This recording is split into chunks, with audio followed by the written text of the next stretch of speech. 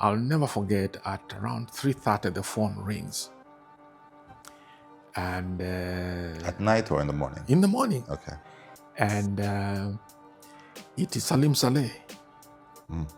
Now I can hear a lot of screaming and gunshots in the air, and then he says, "We are here celebrating. We have taken Kisangani." What was Bush Commander Major General Paul Kagame like? Almost exactly as he is today. Congo was bad for the UPDF. The UPDF had always been a very, very highly ideological. It was even an idealistic army. But what happened is that they were war entrepreneurs. Ugandan war entrepreneurs allied with certain officers to make a fortune, transport timber, do all sorts of businesses. And that really started to eat at the heart of what the UPDF had been, particularly the NRA. No one predicted that the divergence between the RPF and NRM would happen at all. But if you were attentive, during the Rwanda war itself, the seeds of this were already being born, because one of the things was how the RPF needed to reposition themselves. For me, it kind of feels like the old Uganda that was made up of the victorious warriors of 1986.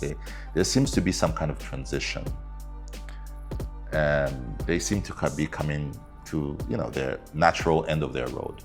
They're just getting older. What do you see coming next? 40 years packs up a lot of problems.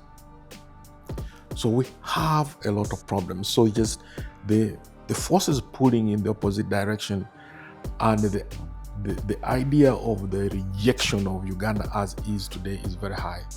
So one scenario is that Uganda will cease to be a unified republic after Museveni. We are in Nairobi. I'm Sunny Nayombia, host of the Long Form Podcast. My team and I are in East Africa's richest city to speak directly to the people who make the city tick.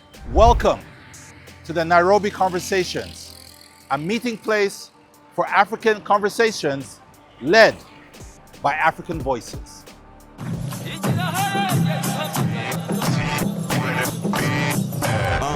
This is the very, very best. I introduce the very, very next. Big deal, this is the big league. Sanga mumihanda ya chigari mega big fish. Word on the street turakaze. Habari gani mumeze mte. Yutse nshimi mana kuva honda muchiye. If you want the long form, come close and rabure. Wait, what? The long form. What did he say? The long form. What? The long form. The long form. The long form. Hello there. Greetings once again from Nairobi. My guest this week on the Long Form Podcast is Charles Onyango-Obbo. One of Africa's most celebrated journalists, Charles is also an author and columnist. He's also launched various digital ventures, including Afripeadia.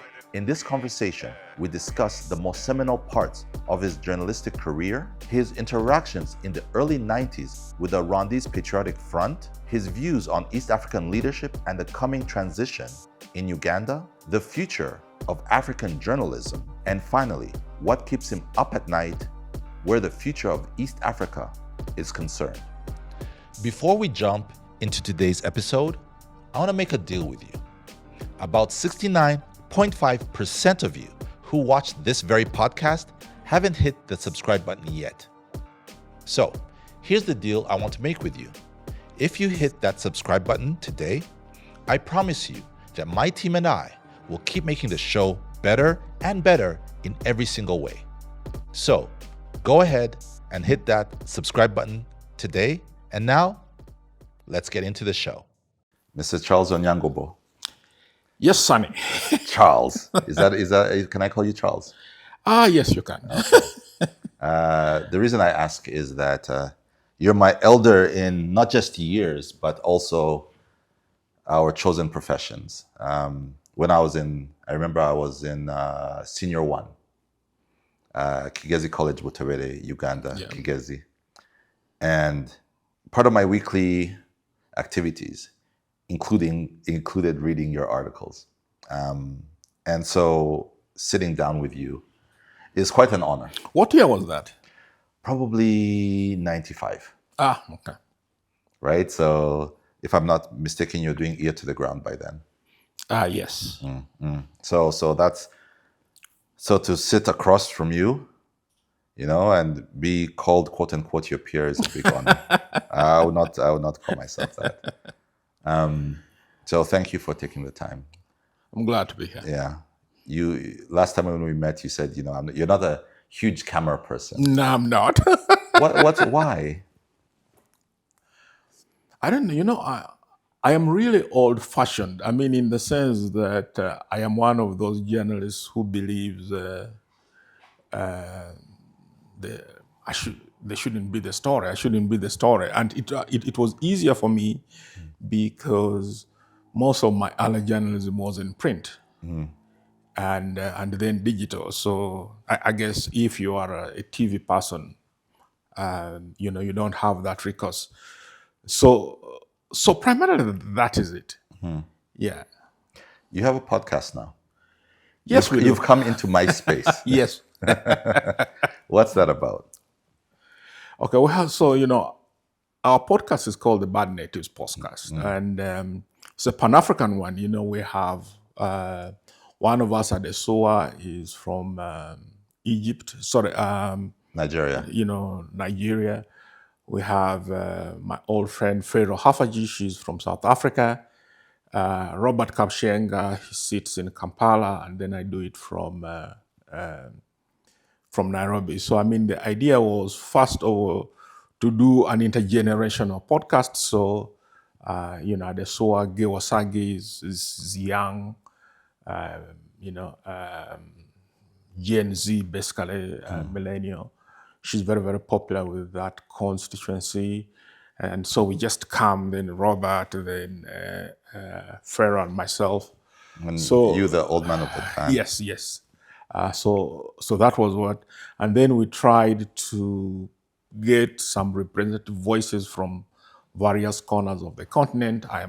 We haven't yet done North Africa. We should be able to do that shortly. So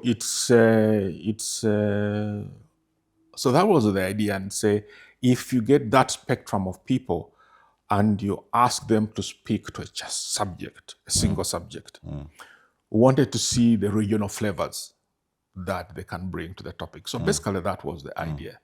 And we called it Bad Natives. We're kind of cocking a snook at the colonizer, so to speak, because the colonialists had this idea: if you were independent, assertive, or rebellious, they used to call you bad natives. And if you're a collaborator, you're a good native. So we just thought we would play on the idea of the bad native, kind of to glorify them, given that in history they were vilified.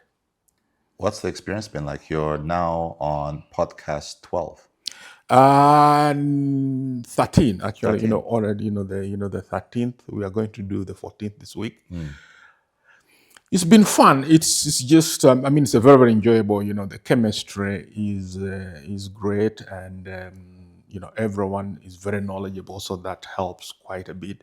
So it's really been lovely, but still early stages. We're still feeling around, groping for how do you pick it right, because now we are beyond the getting it started. With going to the granular thing of how do you grow it, and how do you become more inclusive, and thinking of now begin to think of the future of it, and we see that it can become something bigger. Yeah. So, when did you graduate from journalism school? I graduated journalism school in 1985. 85. Jeez. Which is amazing because that you were in Makerere. No. No, that was at the, I had left my career a short while back. Then I went to the American University in Cairo. In Cairo. And it is very interesting. I met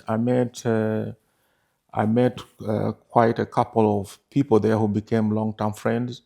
One of them was Joseph Bideri. Yeah, The former Yeah. head of Orenfor, former head of the New Times. John. There were a couple of Rwandans. Rwandans. In Cairo, it was a very interesting community, and at that time, it was a very, very the war in Lebanon was like at its height, and I happened to be there, and because then I got an internship as a student with the Reuters East Mediterranean Bureau. So we got to cover a lot of the big stories. So Hezbollah. No. That was before the Hezbollahs.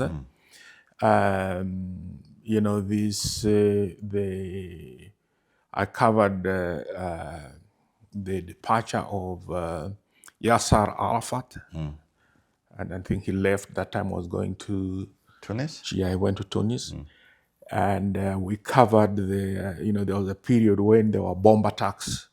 There were not bomb attacks. People were mining. I mean, some radicals were mining the Suez Canal and was blowing up ships and things like that. So it was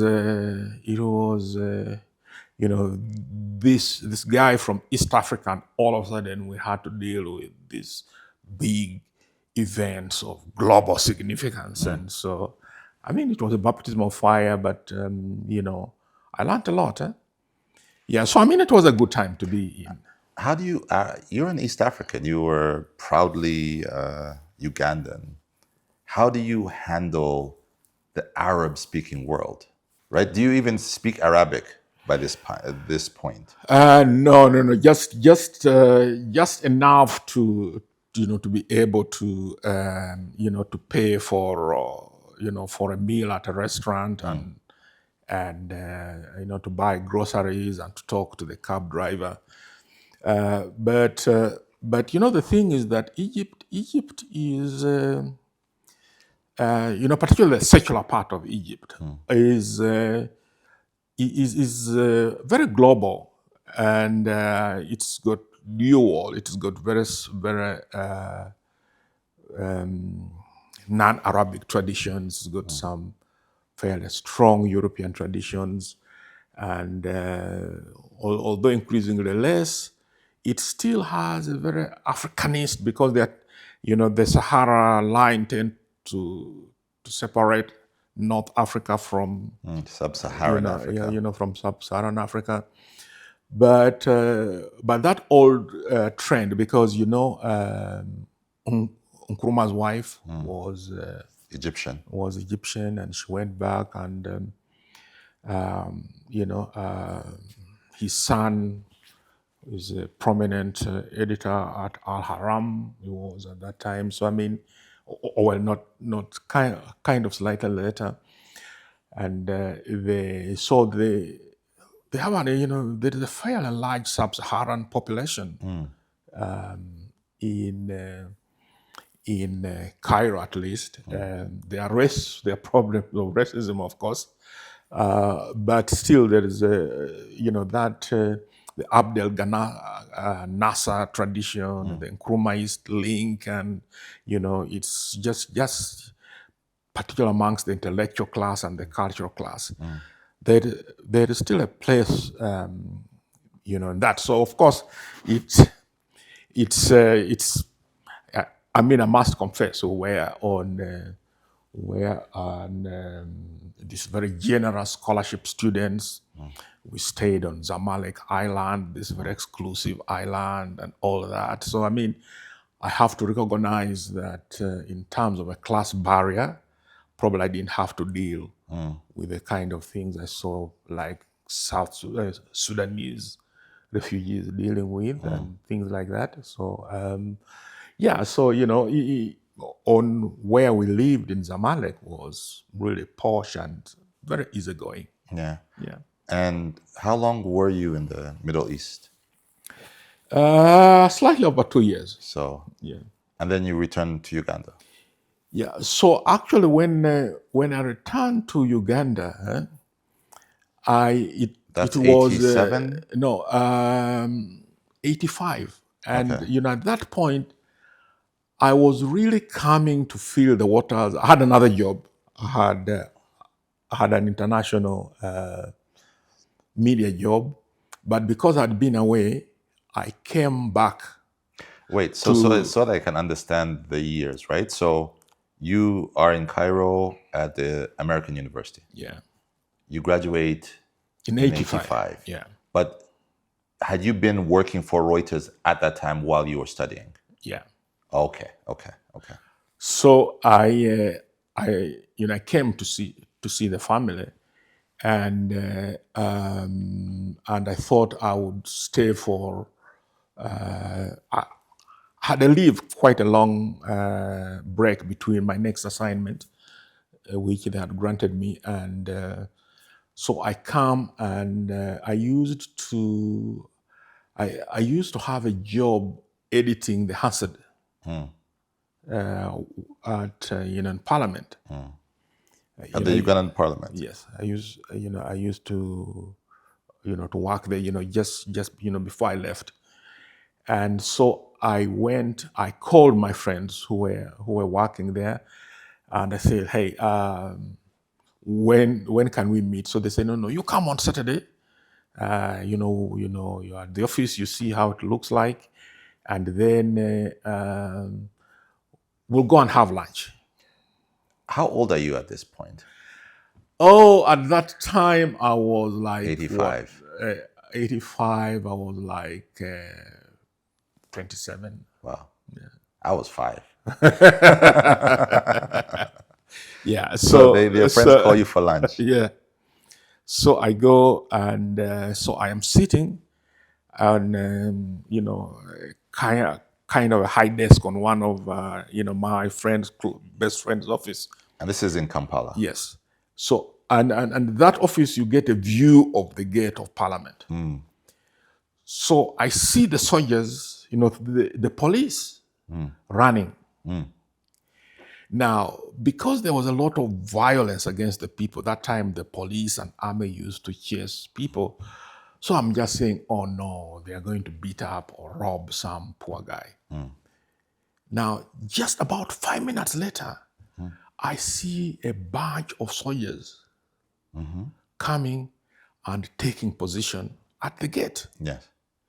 So I tell this guy, there is something funny. The police have run away, and I am seeing this large group of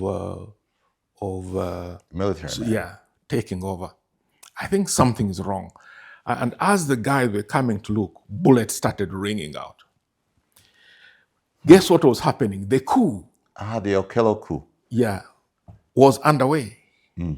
So I just started cursing. I said, "Why did I come back? Why did I come back?" It's in the middle of a coup. Yeah, and so this, because to take Parliament, to take the Radio Uganda across from Parliament, you needed to secure the height of Parliament House. So that was, the exchange was between the coup makers in Parliament House, fighting off the soldiers who were at Radio Uganda across. Who are still loyal to Obote. Yes, because, those days also a coup required that you take over the radio, the airport, and State House. Yes, and and because there was one radio station, Radio one Uganda. TV station, if you took it over, you were done. These days, where you have 200 FM stations might not necessarily work. So we were stuck there. And so now some people started getting out. The staff were in parliament, started getting out, and we saw them being beaten. And then we said, what do? We said, look, we just have to brave it. Because if we don't leave and these guys start ransacking these offices at night, they will kill us at night. And so we walked out with our hands in the air. And they robbed us, they beat us, and so we had to walk from there to what is it called now? Just after Speak Hotel, I think they called it Grand Hotel at that time. It was one of the best hotels around. So we walked, and after getting beaten and robbed. Yeah. At the hotel. So I was able to call my brother. I was staying at my brother's place. I tell him this is what happened. So he said, you guys just stay at the hotel. When it clears, we'll figure things out. We'll figure a way to take you to out to safety. But here's the thing. And one of the things that had happened, because I had worked with, while I was at the university, I had worked with this radical newspaper, The Weekly Topic, which had been banned by the Obote government. So now that he had been overthrown, Bidan Disale, one of the publishers, was appointed in the new government. And the first thing he did was he got permission for the ban to be lifted, so my eldest brother is an in-law of Kintu Musoke, who was former Ugandan Prime Minister, who was one of the publishers. So he had heard that I was around, and so he told Bidan Disale. So after some days, after we had got out of the hotel, Bidan Disale finds me. And he said, Charles, we are going to restart Weekly Topic. You come and work, let's restart it. You can't go and work for an imperialist media somewhere. This is home, you have a duty. And but in my mind at that time, the story that I really wanted was the story of the NRA. Because they were in the bush. Yeah. So it got the better of me. The opportunity, I just realized I'm going to be able to cover the rebels. The rebels. Yes. And that is a story. I had a couple of friends who were there. And I said, no, I'll stay. So I left this plum job, and that was comfortable. Yeah. And I don't regret it. So you become the editor of the? No. I was deputy editor. Yeah. So you see everything. You see the coup d'etat. You see the Nairobi. You probably report on the Nairobi talks. Yeah. And then we go to the bush, and it was. What was the bush like? The Luwero, the infamous Luwero Triangle. It was, just one of the things was the guys. It was not a luxury life. It was hardship. These guys were all tiny and tough. They were, basically in rags, and it's at that point that it begins to strike you that this is a tough choice these guys have made. Later on, of course, they become these big people, and But at the time, yeah, they were. It was very hard, and who did you get a chance to talk to? so at that point, one of the primary people whom we used to meet was Lumumba. Lumumba became one of these commanders. Unfortunately, is the crop who died in the early years. But now when they are taking Kampala, that is when I get to meet people like Fred Rugema.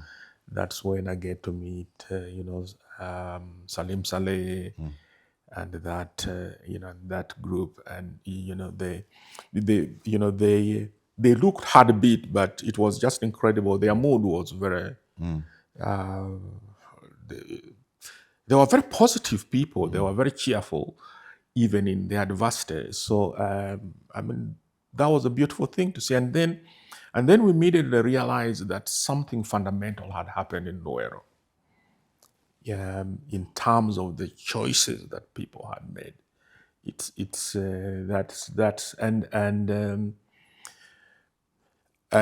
Eventually, I mean, a few months later, after they had taken power, I spent quite a bit of time going around in Luero. And it was really a shocker, finding these homes with skeletons, and some of the people had died with axes in their head and things like that. I remember I was struck by the fact that just after 5 years, coffee plantations had become forests. I mean, it's just I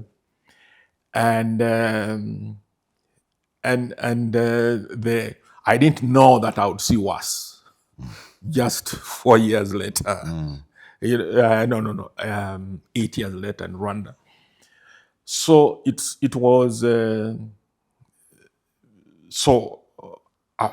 we moved. So the story moves from just seeing the kind of choices and sacrifices people had made to just appreciating the horror that Luero must have been for The young men and women.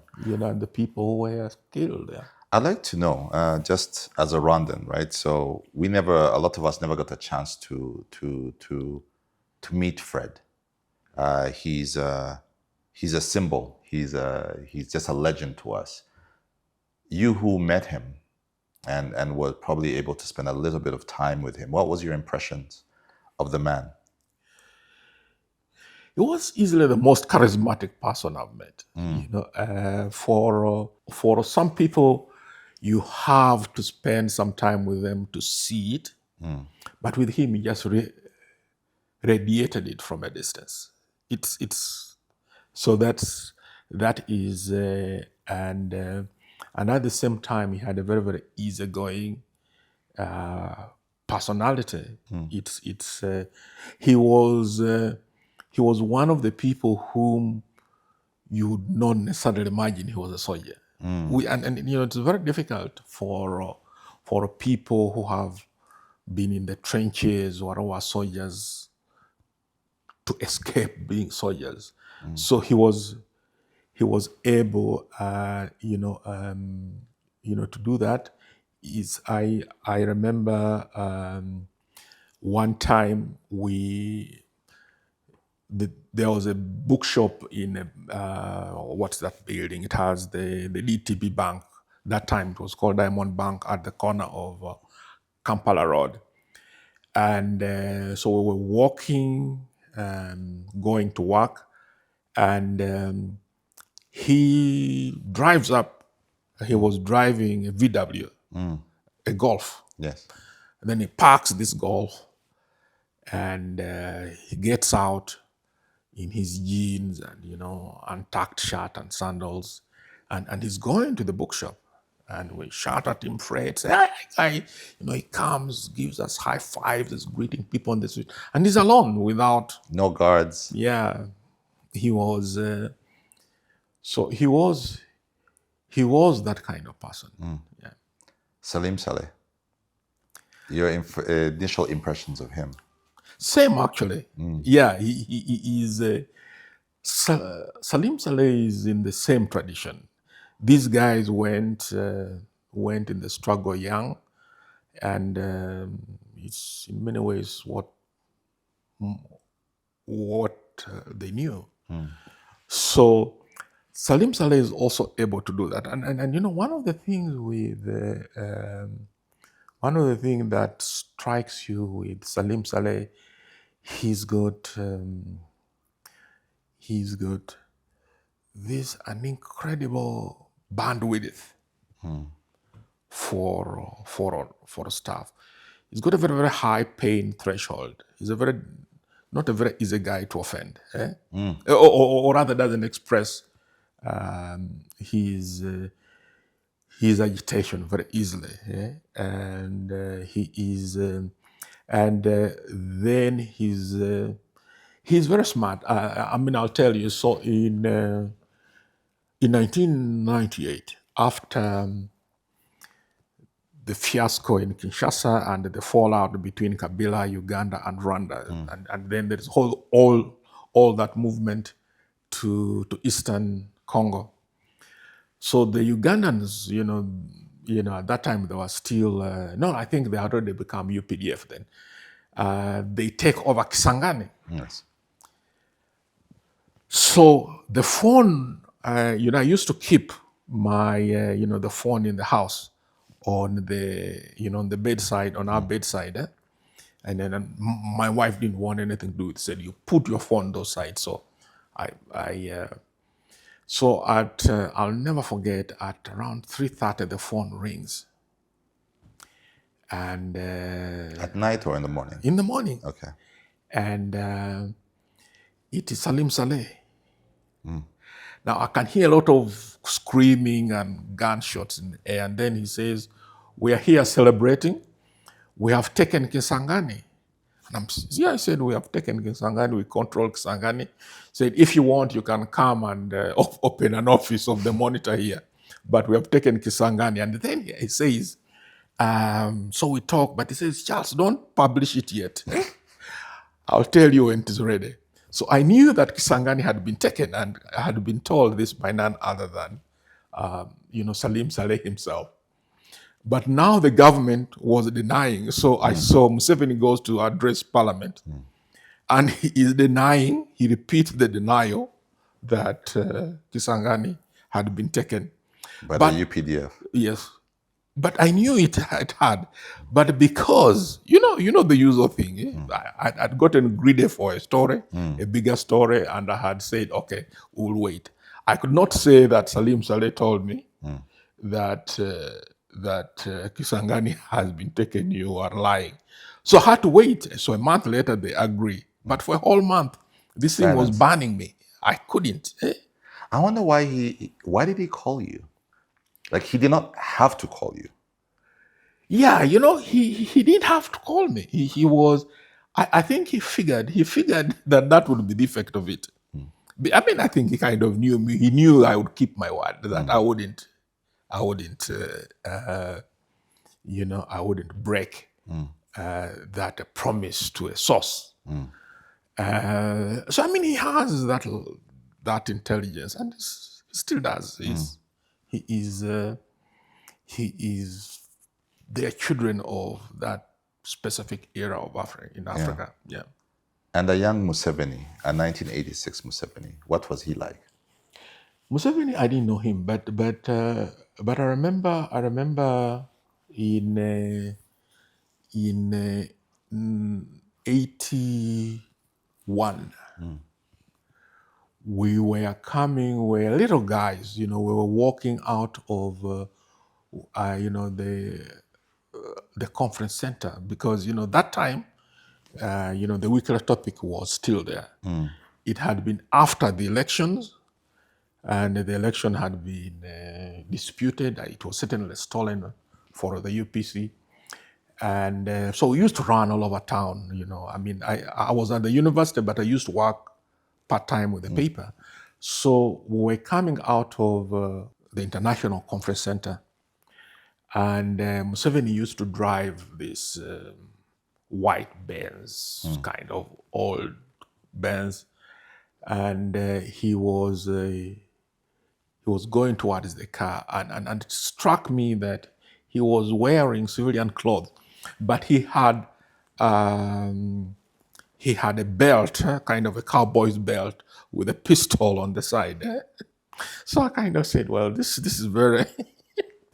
You don't see them doing that, but he was with a very, very grumpy look, and you can't believe it. I think barely days later, we heard that they had Gone to the bush. yeah, but he himself, I never dealt with him, but the story is told when after the elections were stolen. He was, as you remember, he was the candidate for the Uganda Patriotic Movement. So they hold the executive of the party meet in Lunguja, that's out just on the edge of Ruvaga, in the house of Kintum Soke, and they discuss what to do. Now remember, these are radical leftists. So they're all talking, go and organize amongst the people, build political cells, and, go and infiltrate factories, mobilize the working class. It's a classic Marxist way of doing things. Yes, of thinking. So what Ken Musoke tells me is that Museveni hardly spoke. So the following morning, they have very early, they have breakfast, and the whole group walks out. So they come out at down the stairs at his house, and Museveni is the first guy who goes down, and then he turns, and his colleagues are walking down, and then he tells them, I heard the debate that we had there, but I'm not going to hang around and let Obote arrest me. So he disagreed with them right there. He said, well, I've heard you guys, but count me out. I'm not going to let Obote arrest me. And he left. And virtually everyone in that group with him didn't know that he was going to the bush. Because, also a few days later, he was in the bush, and as Kintu Musoke says, he's the one who won and became president. Yeah. Yeah. So you are at this point working for the Weekly Topic, deputy editor. So you get to see Uganda just after, the takeover by the NRM. I'd like you to give us a sense of that time period, right? So between, say, 1986 and 1990, what was Uganda like? What was the administration like?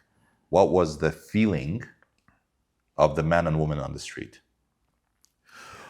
Well, there were always two Ugandas. There was the Uganda of the South and the West. That it was a good place to be there. South and the West, what do you mean? Buganda and the West, because those were fairly settled areas, and there was a lot of euphoria in that area. But in the Northeast and the North, remember there were wars.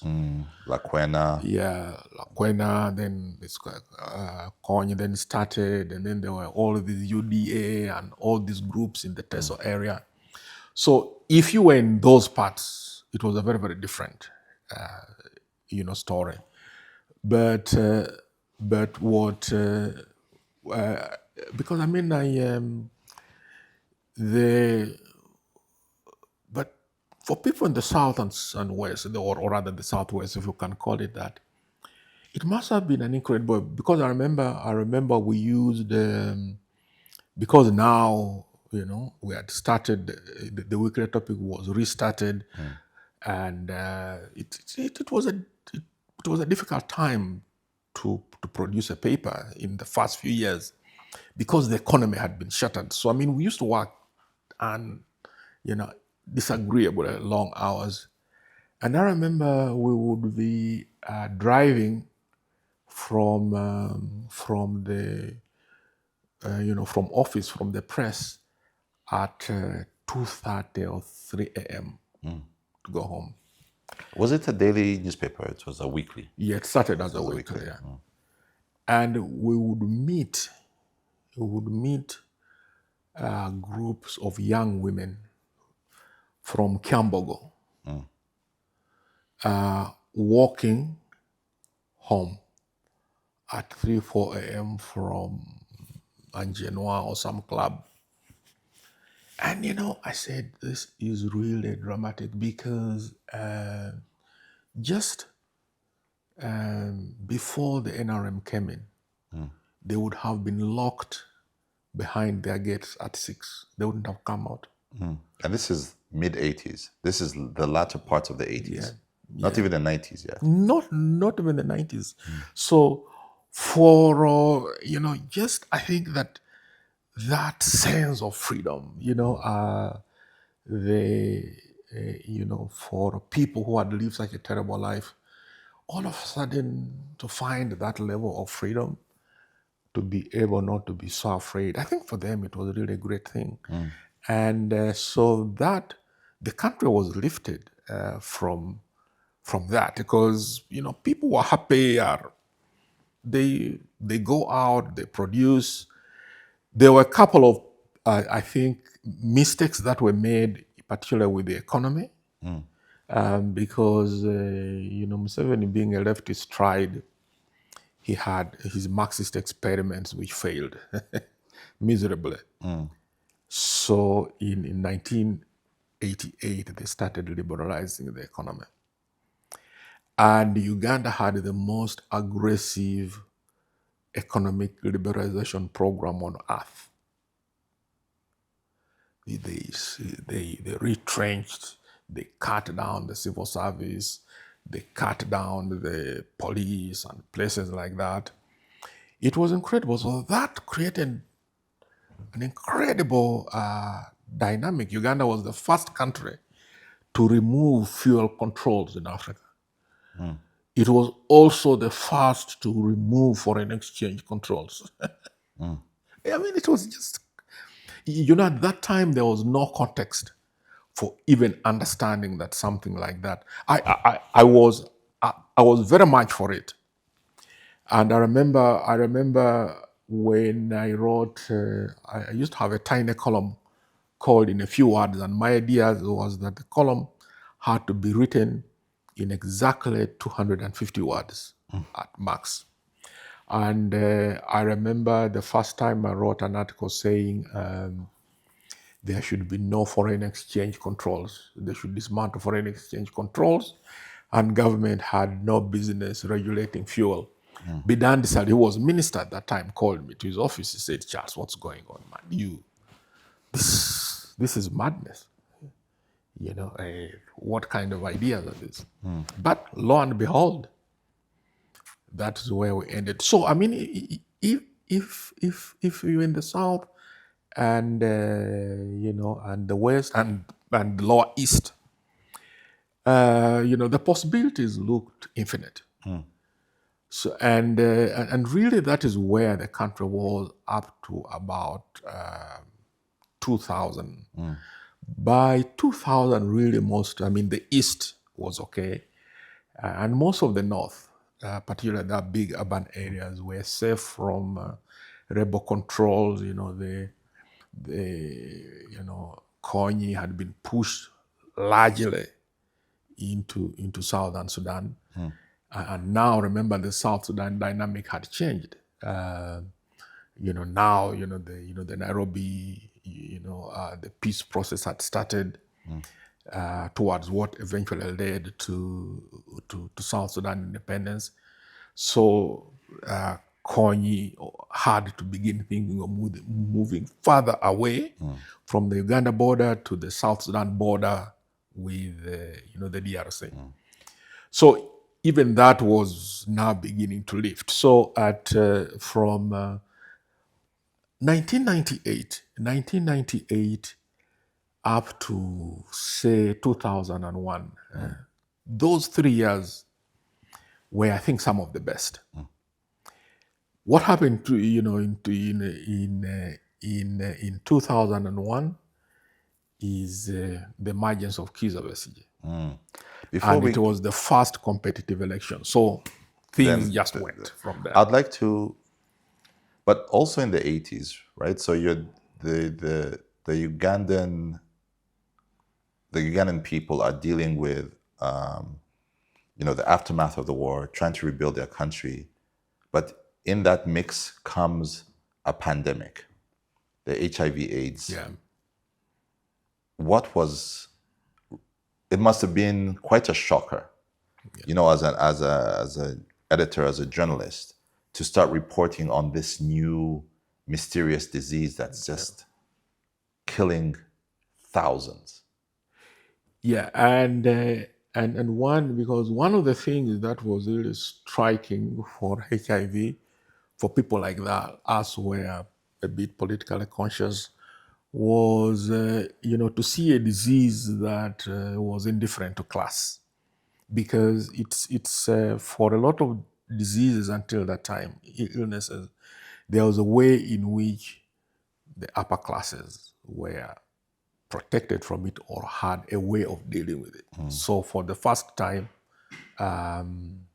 it's this indiscriminate disease, and then just the ravage was serious. In fact, that time when we're looking at this from as journalists, we thought this is it. This is what's going to collapse this country. Everyone's going to die. Yeah, everyone's going to die. So I mean, it was terrifying. It was just very early on. One of our friends, Isavri, he was this tall, big rugby playing, lawyer. I mean, he had played rugby before, so he fell ill and he was in Mulago. And we go to see him, and the guy is as small as that camera stand.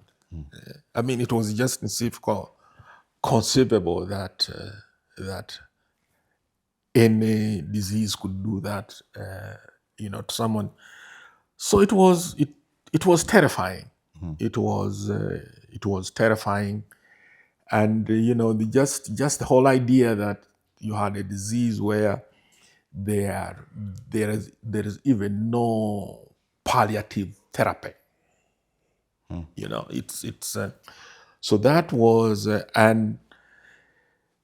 you see now for Museveni, and one of the things that he saw was just how the army leadership, the army was beginning to fall apart. It was HIV was doing the army what all its enemies Had failed to do. had failed to do. It was collapsing it. Then and because it was so bad, I think it forced Uganda into some of the most enlightened policies. Openness. They had this very open. Don't hide the data. In Kenya, Moi was, for example, very uncomfortable. Kenya had a long period of denial. That didn't happen in Uganda, so it was very, very open, and that saved it. It was probably one of the diseases that was contained to some extent in the early stages by transparency. Yeah. What was Uganda? How did that disease, right? Because I know, sure it existed pre-1985, but somehow around that period, right? 86, 87, 88, 89, 90, that's when it really caught proper steam. Yeah. How did Uganda change? How did the national psyche change? Because of that disease? For beginners, one of the things was to see what it did to the church. The churches had to go through a very, very big transformation around issues of morality, and sin even, because because there were many ways that people could get HIV. In the early stages, there was this sense that this is kind of the disease of people who deserved it, who had transgressed sexually. And then it becomes clear that no, that's not it. So the churches then have to take a very, the Protestant church, in fact, was earlier than the Catholic Church on this. So that begins to happen. Politically, it becomes a political equalizer because there were two things that we started seeing the impact more in the urban areas in the early stages. So it leveled the ground between the urban and the rural areas, but it was also more rampant in the southwest, which was free rather than the northern. So the disease slowed down the southwest. I think its blow to the southwest was much, much bigger. So it equalized pain. So to speak. But because we're also coming from war, HIV brought back more empathy. I think that we saw some of the bitterness and the acrimony that had come from this tradition of war, that kind of start to be melt under the impact of HIV/AIDS. Yeah. So you've been part of reported, or at least led news organizations that report some of the biggest stories in the region. In your opinion, if you had to rank them in terms of importance, geopolitical importance, cultural relevance, what do you think was the biggest story you were ever a part of? I think it has to be the Rwandan Patriotic Front story. Why? First, and many people don't realize this, it was the first statehood movement, so to speak, because the RP war was not a classical liberation movement against the dictatorship to start with. It was basically to get the population, largely Tutsi, who had been refugees, to return home. So it was a return home movement, and which is why I call it a statehood movement. And it's the first statehood movement we have in Africa. And in fact, globally, I can only think of the equivalent being kind of the dynamics that informed the creation of Israel. So that was one, and two, son, if you look carefully, it's not every day that you have movements succeeding or even starting in countries which are not coastal. Because the thing is that in Uganda, the national resistance movement was the first movement that established itself basically outside the city, in the center of the country. The strategy is you establish yourself at the border so that you have a safe rear flank. So when it comes to the RPA, it was the most deepest hinterland point at which you had a movement, because you if you don't have, if you have to, in their case, maybe okay, Tanzania was just one country away from the coast, but from Uganda, which was the more friendly and allied country, you are operating. The coast is 2 countries away from you. In terms of movement, getting in logistics and things like that, it's very, very different. You have to be an incredibly imaginative movement. So there were so many things which are, and at the very start, there was no the numbers and the dynamics didn't favor the RPF. Because look at it this way. In Uganda, the NRM could say it could grow, because it was much more, an anti-government movement or a liberation movement, if you like. You could grow, it could grow to be a majority movement. But because the RPA was a statehood movement, the people who were seeking to whose statehood was taken away were a minority, So even if you projected 100% growth for the movement within the affected population, it was always never going to be more than 15%. So it's to be aware of those hurdles and to still set out on that path and eventually win. It's true. It's truly remarkable, and then the aftermath. I'll tell you when.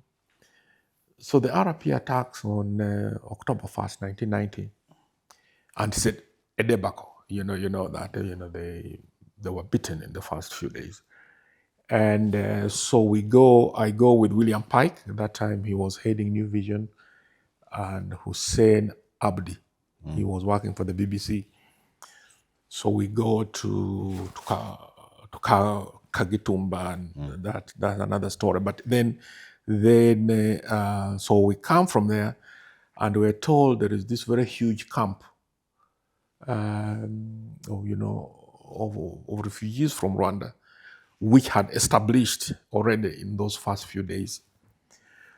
So eventually we go, and these village paths, where we had a 4-wheel drive, and we're basically So driving which side of the border are you on? now on the Uganda border. You're the Ugandan side. Yeah, so we come from Kagitumba, we're going to that refugee camp. If you can. So this is RPF attacks October 1st. Yeah. When do you go with your colleagues? This is about 2 weeks later. Okay. Yeah. So mid. Yeah. So by that time, Frederick Jema has passed. Yeah. Bayingana is dead. Yeah. That whole cohort is dead. Yeah, it's dead. Paul Kagame is back. Yes. No. Yes. 2 weeks in, he had come back. Okay. So anyway, we eventually go to, and so, I mean, it was a very interesting thing, because one of the things, we got terribly lost, because peasants are very interesting. Peasants and cattle keepers, their sense of distance is very different. So they'll say, we're saying, where is this camp? They say, no, you have reached. After that tree there, you turn, you will. And you get round the trees, and you find you have another 20 kilometers to go. So we eventually get to this camp, and it's a huge camp. So, we were saying, this is best 2 weeks, how could you displace so many people? How could so many people be displaced? But then the other thing that strikes us is that we notice a lot of the people were injured in that camp. Hardly any of them had bullet wounds. But there were very many people who had cuts. They had been cut with machetes, pangas, and axes. Even then. Yes, and so there were very many of this. And I remember I went back to the story that I wrote, and that is the thing that struck me. How many people in that camp had said they had been cut by pangas and axes, and I remember discussing this Cut by who? by the government, the army. They said and their supporters. What was the ruling party then? Emerend. Yes, and Emerend militants, from their village. So very quickly, in a few months later, we then had, because reports started of massacres. At that time, they were not yet talking of it wasn't yet a genocide. The massacres of Tutsi. And it became clear that this infrastructure of the genocide had already been baked into Rwandan society. So it's not something which was built because the RPF attacked. It was something that was already there. That's why you could deploy it within 2 weeks. Yeah. And we're totally blind to it. I mean, it was you can do Monday morning quarterbacking, but I sometimes say we should have seen it. And if you are aware of that, if you now see that, then your understanding of the genocide has to change. Yeah. That was not the last time you went into Rwanda.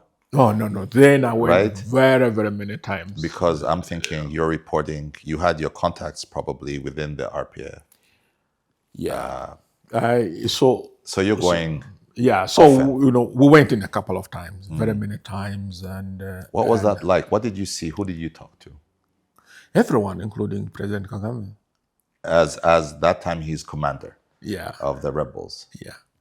The RPA was very interesting in the sense that it is one of the first movements that gave preference to African journalists to cover them. Yeah. So now, of course, in my case, because I knew a number of these guys, I'd known them previously from Fort Portal, where I grew up, from St. Leo's, and all these where we went. I had a personal relationship with them, but With who? with these guys, Frank Mugambaji and people like that, and so it was fairly easy. So you could say, in my sense, they knew me from before, but they did that with all the African journalists, so that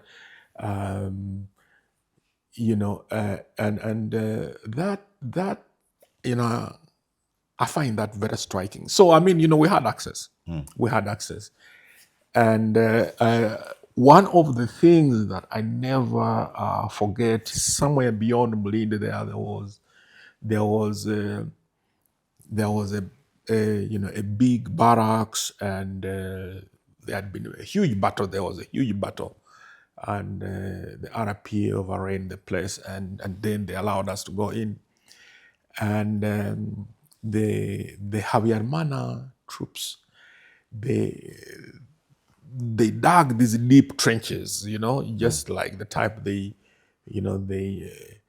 Vietnamese built and the Europeans built during the Second World War, because those are really deep. And these guys had dug these trenches, and they had built shelves on the trenches. And when we went there, they still had canned beer. They had canned beer and cigarettes and all the luxuries of life lined up on the shelf. It is just, I mean, they were living a good life on the front line against these guys, who were barefooted, wearing rugabere and threaded t-shirts.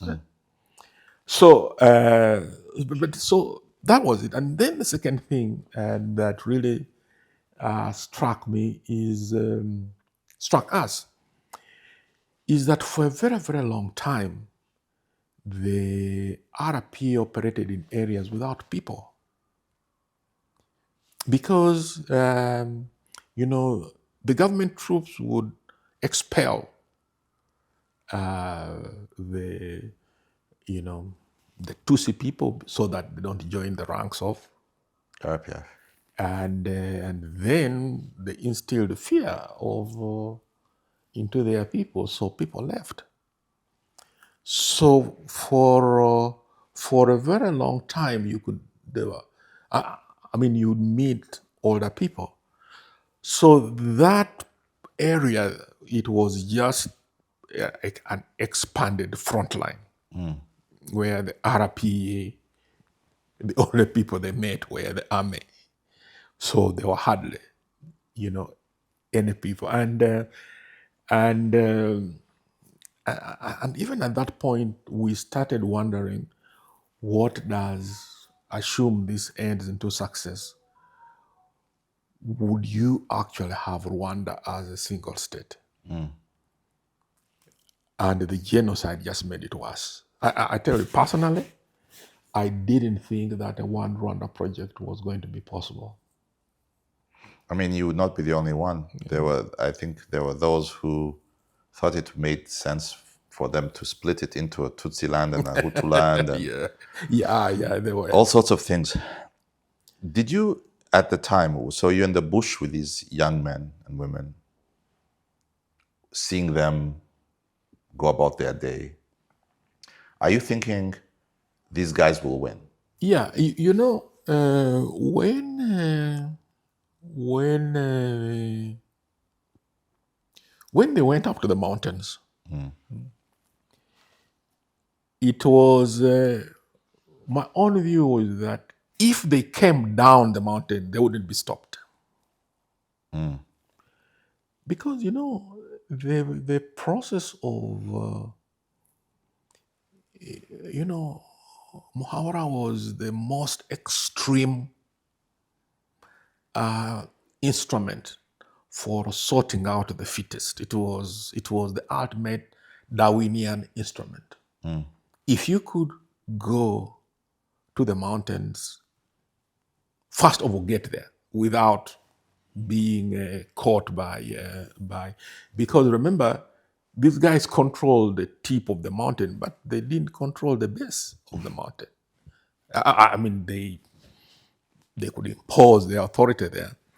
But if you could get to the mountains, and then the regime in the mountain was very, very hard. I mean, the people would freeze on night duty, You just wake up in the morning, they're frozen to death, and they have to cut guns out of their, their frozen And you carcasses. saw that yourself? No, I didn't see anyone's guns being cut from the hands, but I knew it was happening because it was extreme.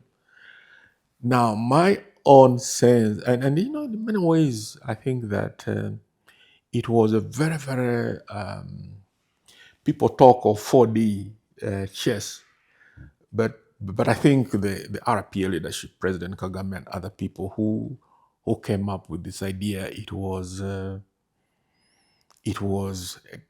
extreme, but it was also genius, in that sense. It's and so yes, and beyond a certain point, they got better at surviving in the mountains, and all the regimes training up there, doing all these things. So it was, my own view was that yes, once they built up sufficient numbers and were able to have a force that came down, my own sense is that they wouldn't be stopped. What was Bush Commander Major General Paul Kagame like? Almost exactly as he is today. He's Of course, he was much more smaller and all of this, And younger. and then younger. But pretty much, he was fairly, contemplative person. He was very thoughtful. Was not rushed to judgment, but it was tough. I mean, it was, that was always clear. And if you met him, your first sense would be, how is he the leader of this? Yeah, Why? because he didn't broadcast it. He didn't broadcast it visibly. Yeah, he didn't. And I mean, and given his demeanor, of course now it's different. I mean, as a president, you have the trappings which come to you, and and so you stick out as a president. But he didn't have the creature comforts that, for example, Jonas Savimbi, he lived like a king, even when he was, a leader in the bush. So I mean, he didn't broadcast. He didn't broadcast that. So you needed to have known him to understand his place. But if you're just coming as a visitor, and there was a lineup or rather you had to guess who was, you didn't have picked him. Must have been interesting when you, because I'm assuming you meet him now every so often. Yeah. It must be interesting to kind of think, okay, I met this guy in 91. Now I'm looking at this man who's now become, I think, one of the great Africans, in my opinion.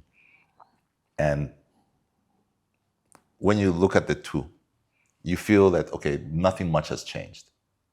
Or do you feel that there's been a certain change in who he is and how he sees the world? Yeah, obviously his views have broadened, but he's still the same person, because whom the idea of impossible doesn't exist. He will. I don't think that President Kagame has been constrained by the notion that it is undoable. And I mean, he wouldn't have succeeded if he had done that. I mean, I'll give you an example. If you consider,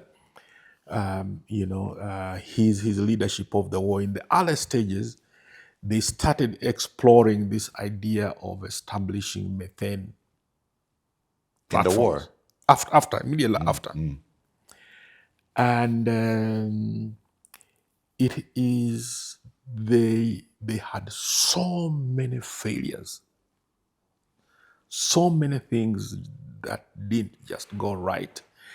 And at some point when you spoke to him, you'd just ask, why doesn't he give up on this methane thing? It is proven so difficult.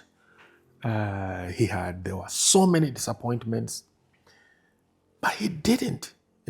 He didn't, and so to sail on the Kivu now, and if you see there are 4 methane, Plants. plants, and to just look back at, if you go to even just 2000, the year 2000.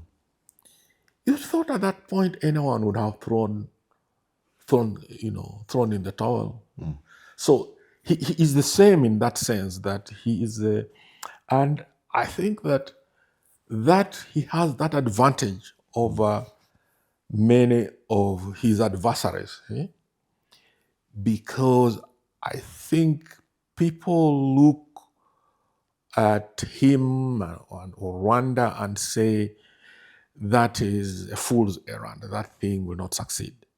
So they don't prepare for the possibility that it will succeed and that he will persist with it.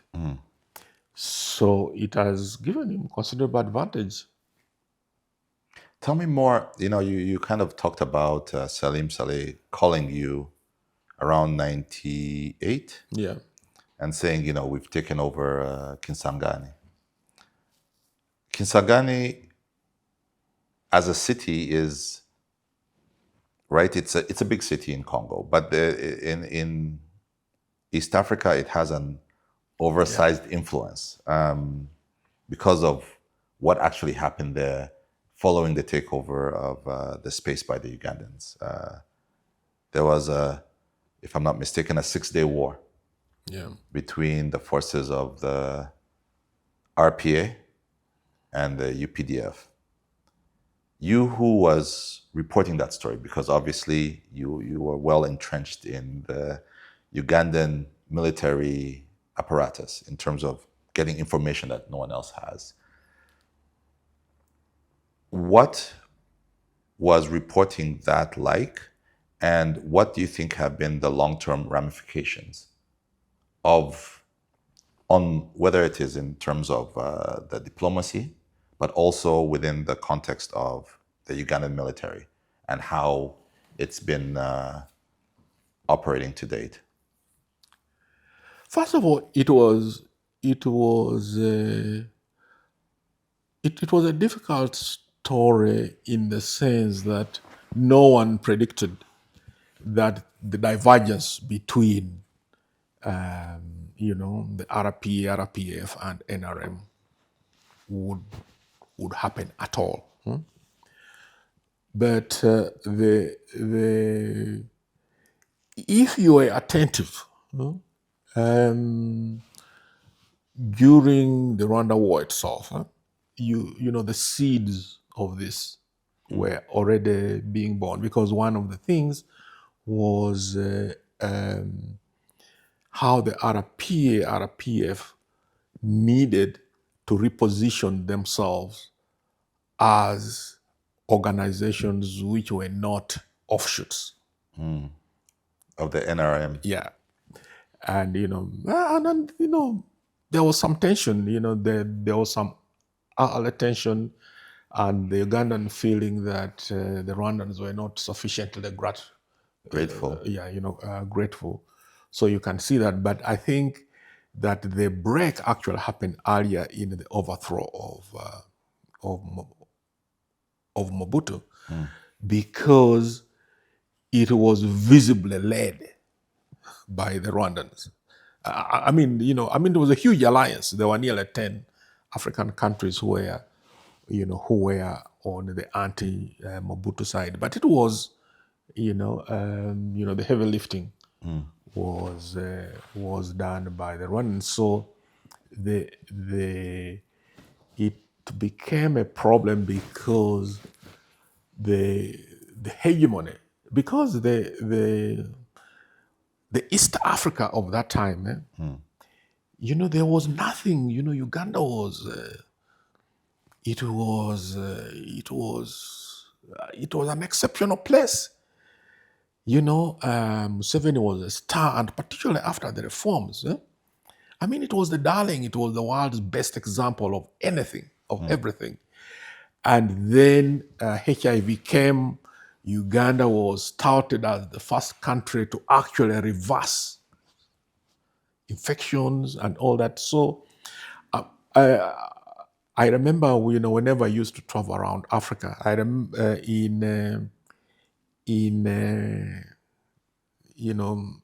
early 90s, I traveled around Southern Africa on a reporting assignment, and one of the things was to cover. I had covered the Zambian election, and then I was doing.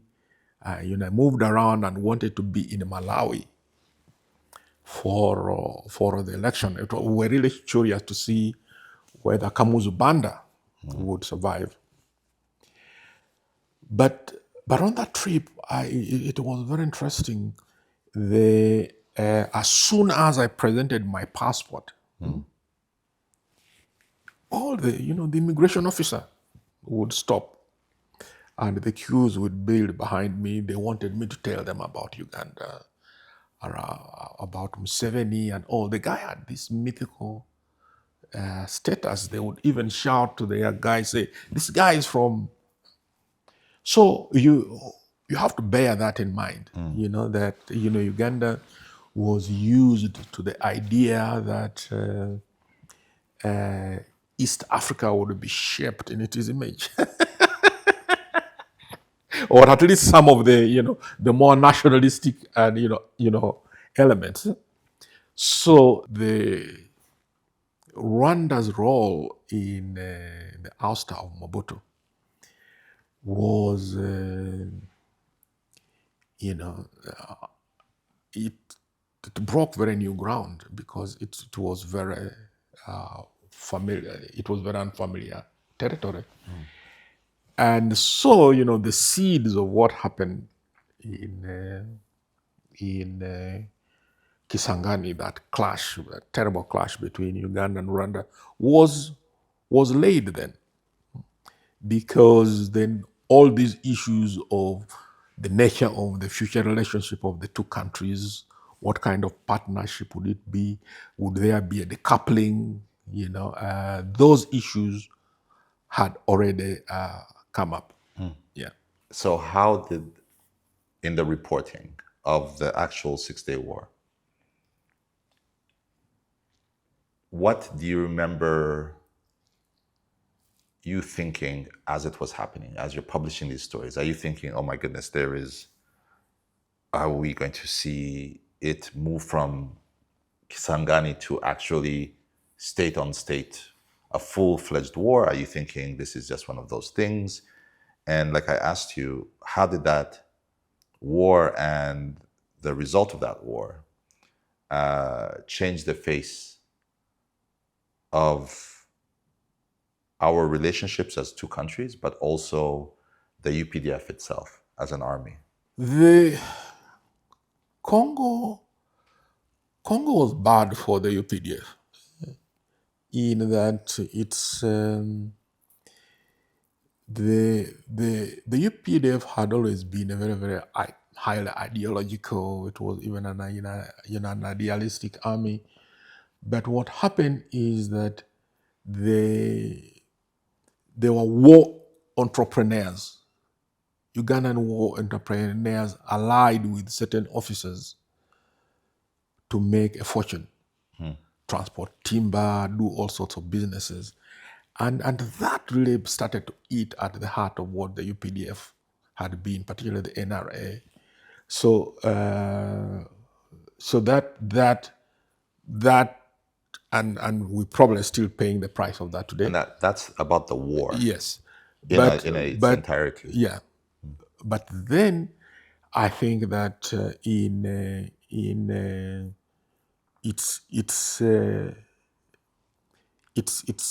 you then begin to see this what the RPF itself pivots, and it realizes that it had to pursue a much more aggressively independent political line at home and even as a foreign policy, without Uganda as part of this equation. So it's you can say it is the war disabused the RPF of its last illusions about what the kind of the post Mobutu settlement in the region would be, and then Rwanda really begins to pursue a much more broader policy, even in the region itself. Towards other, and you see this in then what happens when Moi is voted out and Mwai Kibaki becomes president. Because Rwanda had a surprisingly good relationship with the Kibaki government. And I probably think that without the events in Congo, Rwanda wouldn't have. I mean, its diplomatic presence in Kenya is one of the largest, if not the largest, of any African nation. So without Kisangani and Congo, that pivot wouldn't have happened. Yeah. I'd like to talk about Uganda and just try to have a better sense. I was born in Uganda in 1980. My mother is a Ugandan, Mutoro. And so there are a lot of Rwandans like myself who have a deep affinity or a deep relationship with the country that you call home. It was home for us for the longest time. But I look at what's happening. I look at the news from Uganda, and I don't really understand. Right? I know the old Uganda that I went to school in, and I spent at least close to a quarter of my life there. The Uganda that I see today somehow does not make sense to me. I'd like to ask, for me, it kind of feels like the old Uganda that was made up of, the victorious warriors of 1986. There seems to be some kind of transition. They seem to be coming to, their natural end of their road. They're just getting older. What do you see coming next? It's at this point you can't say that you see only one outcome. There are likely to be a couple of them. One, Uganda, Museveni has now been in power for nearly 40 years. Now, irrespective of his political record, a country that hasn't known a leader and a previous leader for more than 8 years, 40 years packs up a lot of problems. So we have a lot of problems. So just the forces pulling in the opposite direction, and the idea of the rejection of Uganda as is today is very high. So one scenario is that Uganda will cease to be a unified republic after Museveni. Really?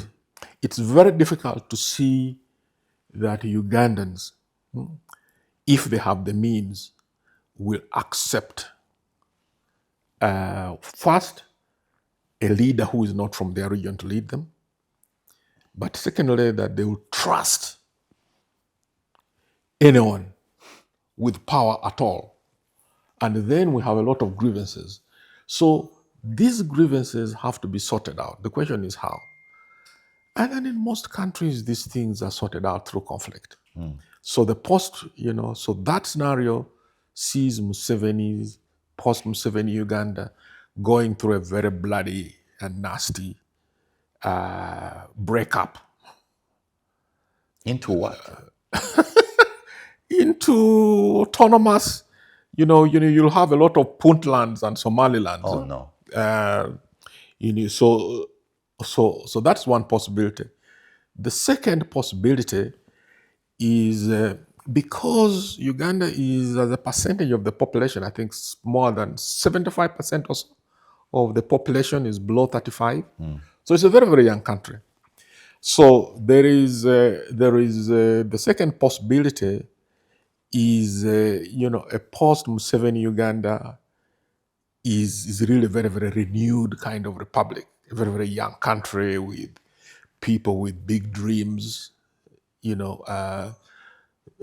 who then come and kind of create the Uganda that goes into the rest of the 21st century. The thing with that is that now we don't see any structures for that. So you see structures for the first Yes, we outcome. we see structures for the first outcome. We don't see structures for the second one, although we see constituencies that could come together, to make that happen. Let me give you an example. Ugandans work so hard to create alternative societies. So one of the things in Uganda, for example, running and walking, it's more than sport. It has become a social organization. There are more Ugandan running clubs than they are in Kenya, which is a greater running country, at the top. So there are so many, there is, in terms of organizations away from the state, Uganda has the most developed form of structures organized away from the state. So there is a possibility that then that happens. There is, of course, also and we see some work being done around this, that a post-Museveni Uganda will also return us to the NRM of the initial days, which is an umbrella movement, a big tent movement for many. And there are people in the NRM who are trying to put together, coalitions. They are building networks.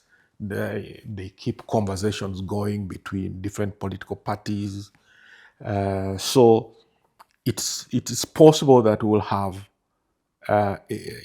just like Tony Blair did with New Labour, we may have a new NRM, which is, I think, a slightly better version of what we have there. So those are three outcomes. Yeah. Which one do you think is more likely? If I'm honest, I think the first one is the more likely. Because there are so many demons and so many issues that need just to be burnt out, that need to be worked through. If you listen, there are these days, the technology, you have internet radios and things like that. If you listen to some of those internet radios, if you read, if you see some of the newsletters that circulate online, if you listen to some of it, is frightening. It really is frightening. But so there must be a reckoning with that. That has to bubble up. It has to burn out. Do you see the region watching? Because Uganda is such a linchpin, not just in terms of its position, but also as a regional food basket. It has the potential of playing a huge part in even our energy economy, whether it's hydroelectric power, or even oil and gas. I'm not even mentioning the roads, because fundamentally, the road to Mombasa goes through Uganda. Do you think that the region will allow, because there's the first outcome that you've said that you think is likely, do you think that the region would allow that outcome to happen? Or do you see us stepping in a la AMISOM in Somalia? No, the region doesn't have a history of intervening in other states, except Museveni did quite a bit. Somalia and things like that. South Sudan. South Sudan. But you see, that Museveni won't be there. If that had happened at a time when Uhuru Kenyatta was president, is president, and Kagame is president, I could see the possibility that a Kagame-led Rwanda and a Kenyatta-led Kenya wouldn't allow. for it to break into anarchy. Yeah. But right now, if that happened over the next 4 or 5 years, I don't see that the leadership of any of these other countries would intervene, because Rwanda wouldn't Despite the intervene. fact that, as you've said, they're Rwandan Banyarwanda, the Ugandan Banyarwanda there, who would probably be targeted at some level. The Kenyan citizens who are in the East, who, as you said, one day they vote here, one day they vote there. Do those two countries, even without, say, an Uhuru or a Paul Kagame as presidents, do they allow to see their kinfolk die?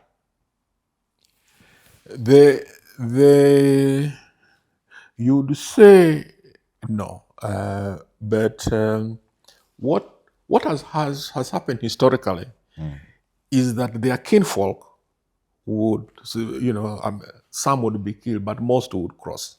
I mean, we've seen that on the Tanzanian side of the border historically, on the Kenya side, even the Rwanda side of the border. So I think that is more likely to happen, those large movements, than interventions. Yeah. That's scary, because I had my next question is about our region and conflict, and the region's ability to move past conflict. I had not factored in Uganda as a possible flashpoint. That's quite frightening. I was more. But not only Uganda, because there are now people who think that we are going to see a break in CCM. Oh, even Tanzania. Yeah, that the tensions which brought down KANU in Kenya have finally visited Tanzania too. So I mean, if you look forward, the next few years, the next 5-10 years, could be fairly turbulent in Kenya, because CCM, it has to change, and it will change through a very serious crisis. So you're not looking at only Uganda, but you're looking at Tanzania as well. Yes, Tanzania as well. Sudan, South Sudan will continue to be in crisis for a very long time. DRC, of course, I don't think this crisis is about to end. We will have a new order in Eastern DRC, which might be slightly better for Ugandans and things like that, but that's not likely to change anytime soon. Kenya, because Kenya is an incredibly, with the Kenyan politics is one of those politics where nothing is impossible. Every deal is possible, every alliance is possible. So Kenya has got that malleability and incredible cynicism, actually, to to make the country hold and work a little bit better than Uganda or the Tanzania of the future.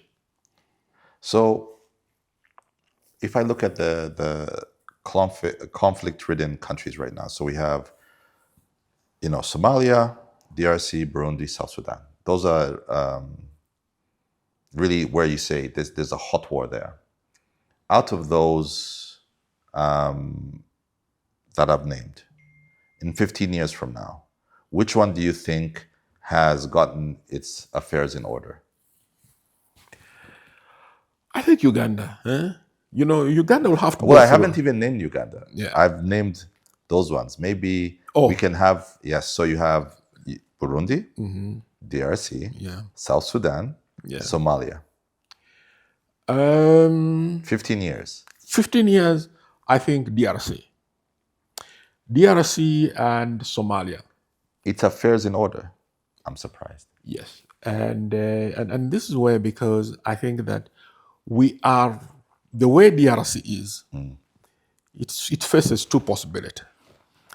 It is going to be a federal republic for it to survive within the next few years, or it will have to witness the emergence of a new state in Eastern.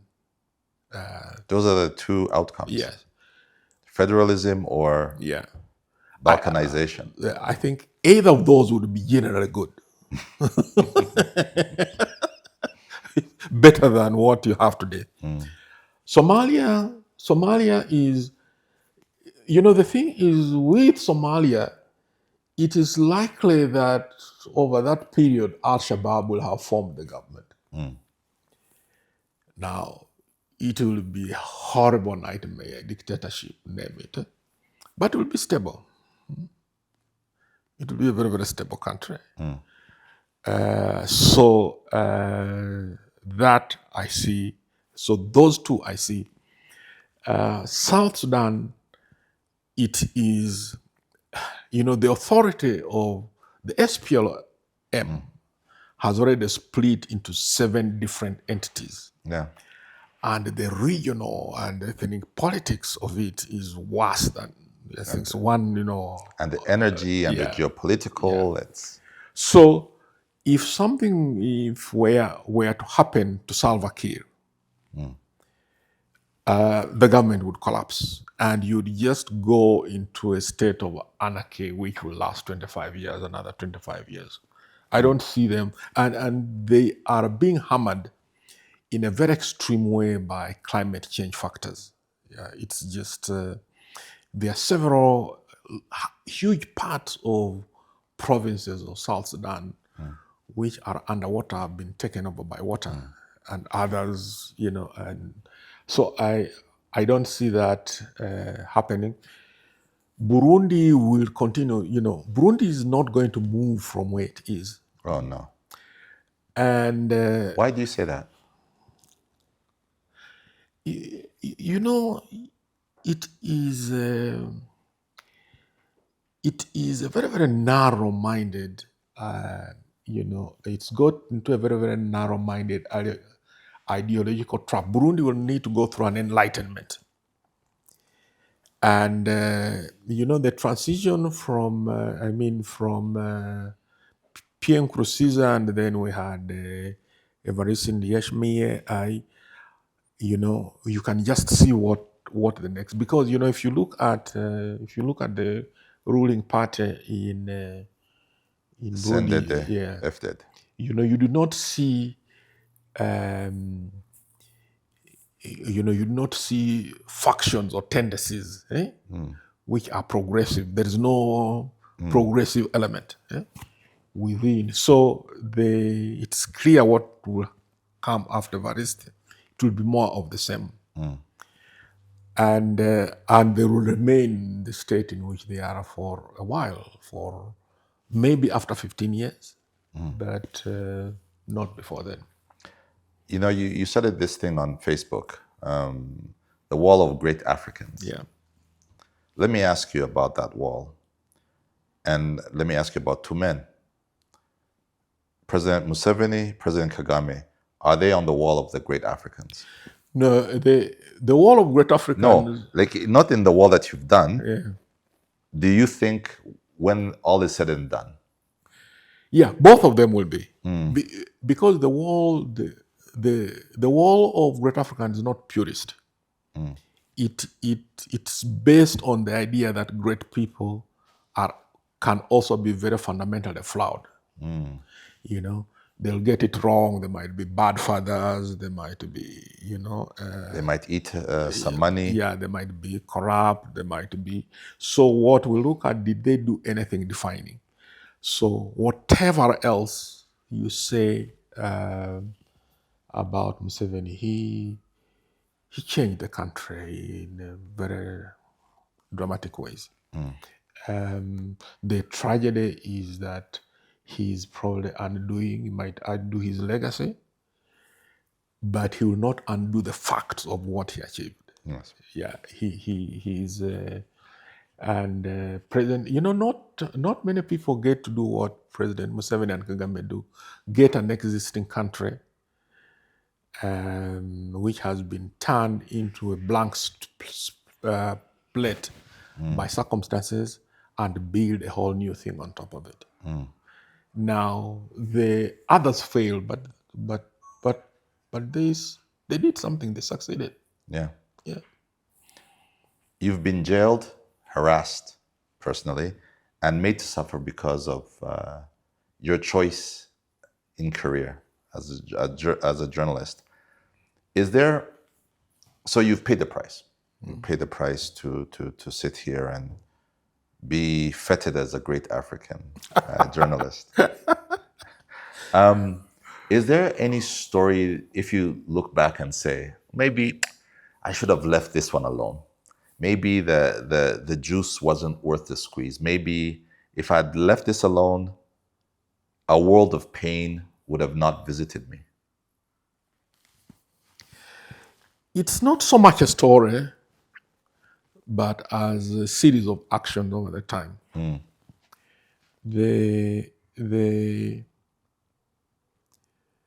What I think that in our reporting, we failed at a certain period. We got better later. We failed to understand the society. And I think that the question that we didn't ask ourselves sufficiently was, what does this country think of Museveni? And how would they respond to our reporting? So I think that particularly in the weekly topic a little bit, but so much in the Monitor, we were too doctrinal as journalists. It's the story and nothing else. But now that I think of it,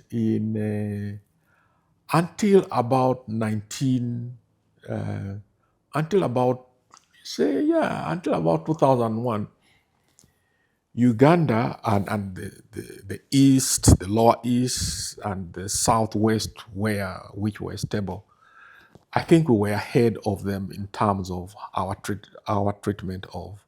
I think we didn't appreciate sufficiently the level of gratitude there was toward the fact that Museveni had ended those guys and brought. My own parents were very strong NRM people, and they died strong NRM people. And I remember I would come out of court, and my mother would get on the phone, would be on the phone and calling, "How are you?" And then she'll say, "What do these people want with my child? These people are what?" But the thing about that, she is calling me when she's coming from an NRM meeting. So, she and my father never changed. But they would still call me as their child. My parents really loved us, and it never presented a contradiction for them that the government that's doing this to me is the one that they support. That they also support. Yeah. So they were able to, in their mind and daily lives, to resolve that contradiction. In this day, right? Because you've seen everything. You probably started writing your stories on a typewriter, probably pen and paper first, and then typewriter, and then you finally got a laptop. Now you're on podcasts, you're on Spotify, you're all over the place. But I sometimes think that what we're seeing today is a slow death of the media that made you, that fed yourself and fed your family. It's just becoming harder and harder and harder to do, to be a part of traditional media, print, radio, television. I blame social media and the fact that it's really taken away everyone's attention spans. We are like goldfish. You have us for a minute and a half. maybe even less, probably less. So within this new media environment, what are the chances that you think another Onyango-Obbo can emerge who has such a huge influence in not just one country, but an entire region? Oh, Sunny, it will happen because what has changed is the medium. And you know, I mean, if you go way back, you can imagine at one point people were getting their news from maybe tablets, and then they got it from the town crier, then they got it from this pamphlet sheet. So the medium has been changing. You know, what endures is the story. The story doesn't change. If you tell it well, so that, you know, the challenge today is that you have to tell the story differently. But if you tell it well, you know, you'll emerge. You know, there'll be great podcasters. They are people who are you know, who are huge on TikTok. They are, you know, probably, you know, they have not yet, you know, they don't get like the greater regional or something global traction that some of us were able to get. But I think it will happen, and that as long as you have people who are alive to the fact that has always been the story, and you tell it well, you must recognize that this story matters. You know, some years ago, I think you and I spoke about this a while back. There are people who create memes. You know, this other. If Africa was a pub or a bar, what would your people do? What would happen in Uganda? So that thing became global. So I mean, people who are able to capture moments like that, they'll have the same impact. The thing is that there are very few of them, and I think people are not aware that that's what they need to do. But as soon as, you know, and the way life works, there are people who will figure it out, and they'll have the same impact. Last question. When you look around in East Africa, what worries you the most, and what gives you the most hope?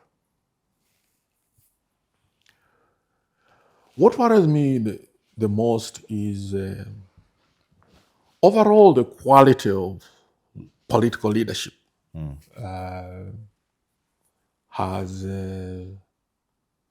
in the gutters.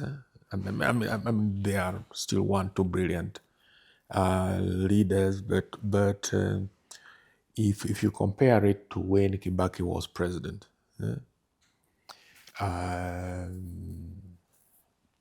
we're much better off. There was a much more thoughtful, you know, leadership in you know, Tanzania. You know, Uganda hadn't yet pivoted to where Nkurunziza was on his early quasi-reformist phase, and even, God forbid, I mean, imagine, you know, South Sudan before independence was more stable than it has become after independence, and East Africa was expanding. You know, we are told that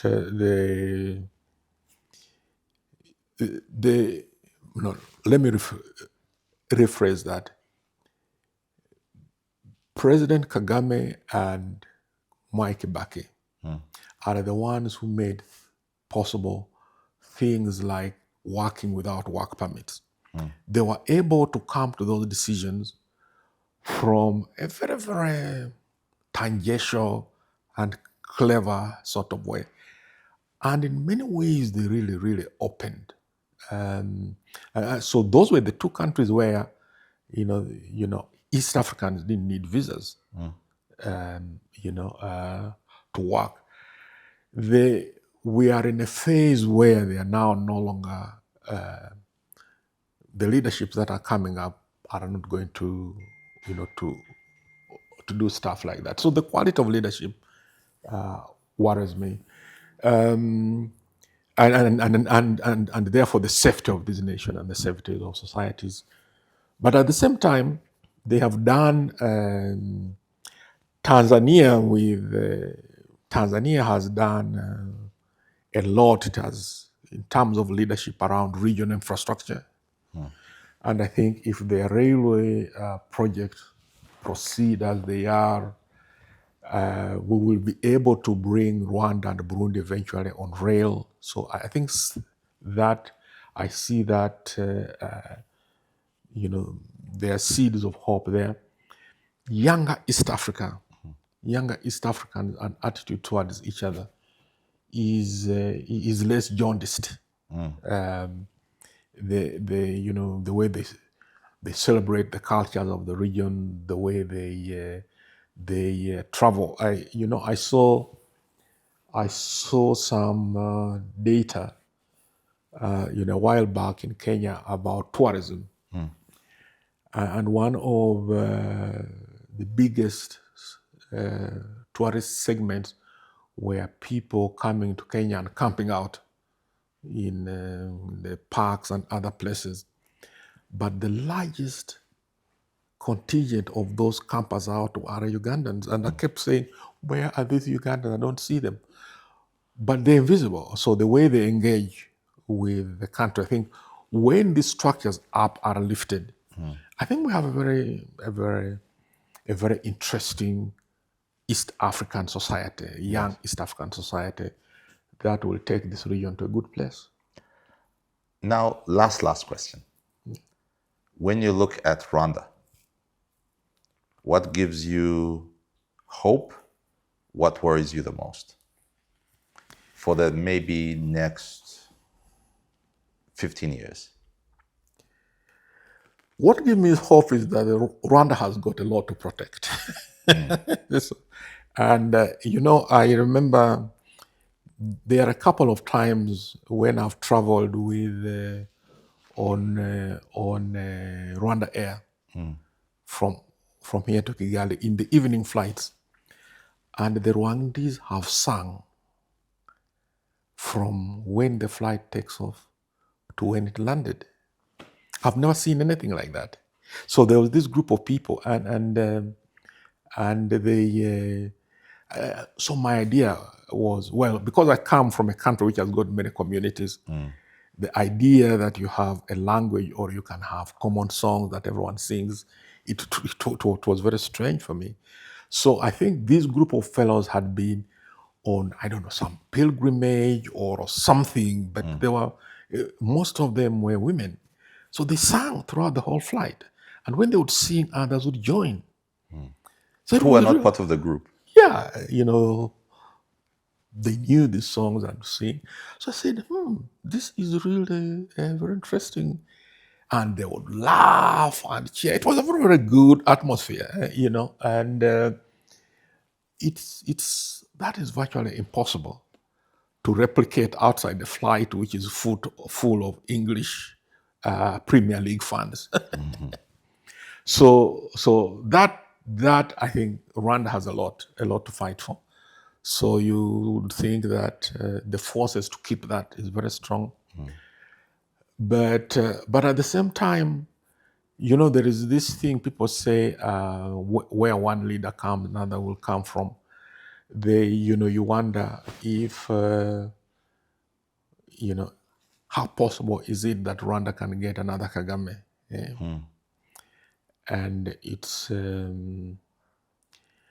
not that it's impossible, but it's very difficult to see at this point.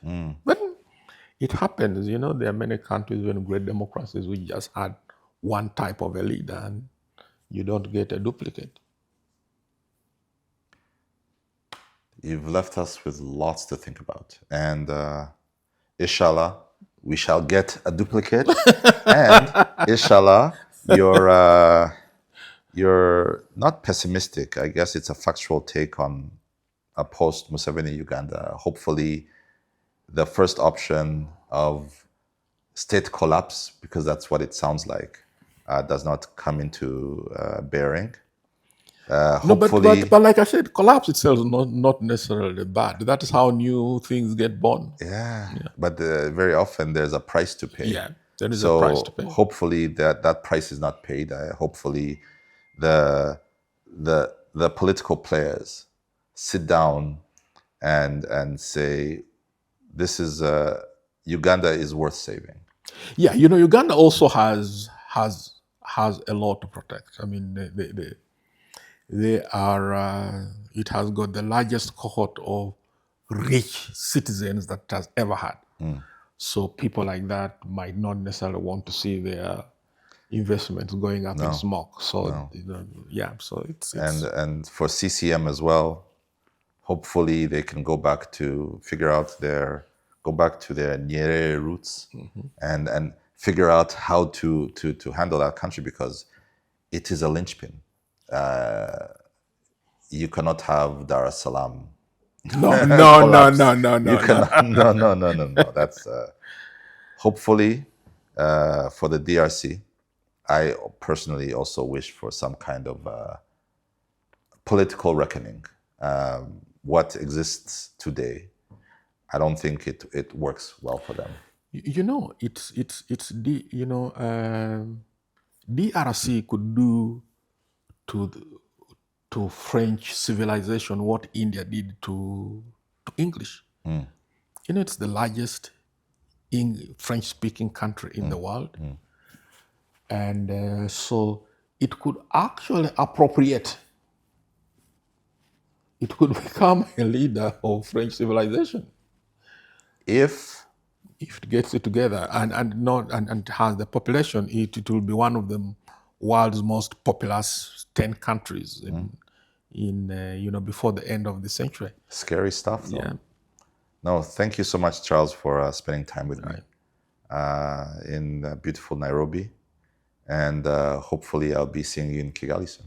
Yes, I am a regular. Oh, and before you go, bad natives, make sure that I'm trying to talk here. I'm talking directly to my people. The Bad Natives is an amazing podcast.